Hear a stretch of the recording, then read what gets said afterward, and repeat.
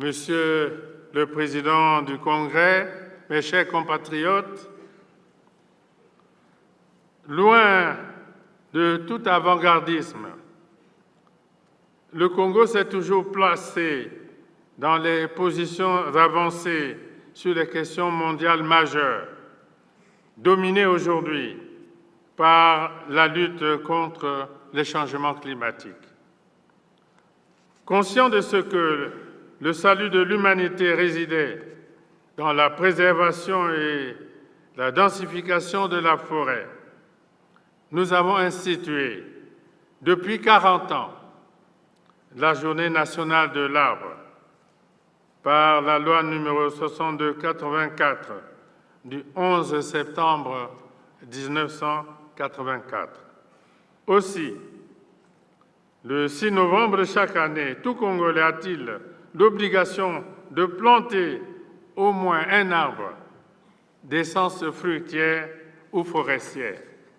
C'est ainsi que nous avons organisé ici à Brazzaville, en octobre 2023, le sommet des 3 plus grands bassins forestiers du monde et en juillet 2024, la première conférence internationale sur l'afforestation et le reboisement. Nous avons mis à la disposition de la Commission climat pour le bassin du Congo un siège doté d'une chaîne de radio et de télévision qui n'attend qu'à être mise en service. Ces avancées confirment notre ferme volonté de jouer pleinement notre partition dans la préservation de l'environnement. Nous venons de Bakou, en Azerbaïdjan, où nous avons plaidé en faveur de la reconnaissance par la communauté internationale et l'adoption par l'Assemblée générale des Nations unies de la résolution sur la décennie mondiale de l'afforestation et du reboisement. Au cours de cette 29e conférence des parties à la Convention-cadre des Nations unies sur les changements climatiques, nous avons tenu une réunion du Club des 15 sur le thème